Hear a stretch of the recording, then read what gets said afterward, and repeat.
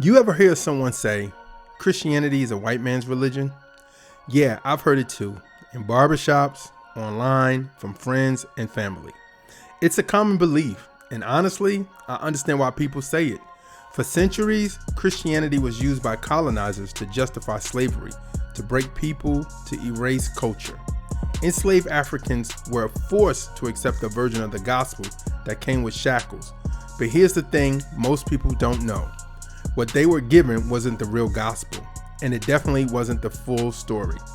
Let's talk about the Slave Bible, a special Bible printed in 1807 specifically for enslaved Africans. But they edited it heavily. Over 90% of Old Testament was removed. Scriptures like the story of Moses leading Israel out of slavery, gone. Galatians 3:28, which says, "There is neither slave nor free, for all are one in Christ Jesus." Cut. Why? Because the real Bible exposes the injustice of slavery. So they created a counterfeit, a Bible they could control, not liberate. But here's what they didn't want our ancestors or us to know. Christianity existed in Africa long before the transatlantic slave trade, before Columbus, before colonialism, before European missionaries ever stepped on African soil.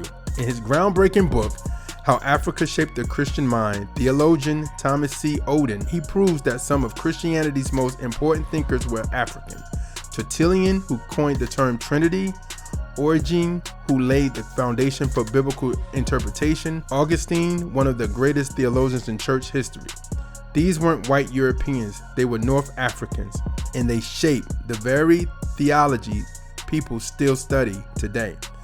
Then there's John Mbintai, a Kenyan priest and scholar who wrote the book The Early Church in Africa.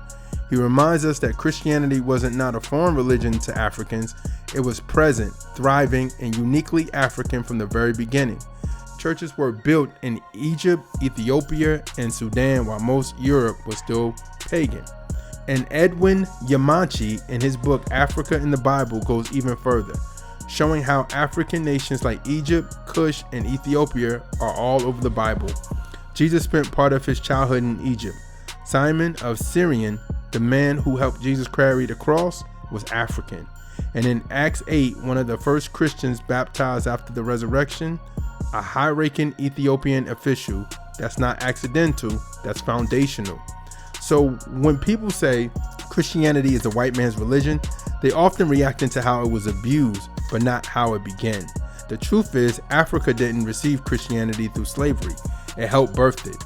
Africa was not just a mission field, it was a theological powerhouse, a spiritual anchor, part of the roots of their early church. Yes, colonizers corrupted the message. Yes, they weaponized religion for profit and power, but they didn't own Christianity and they didn't start it. So let's be clear. The true gospel is liberation. Galatians 3:28 says, "There is neither Jew nor Greek, slave nor free, male nor female, for you all are one in Christ Jesus." That's not color blindness, that's unity without deletion. That's kingdom culture, not colonial culture.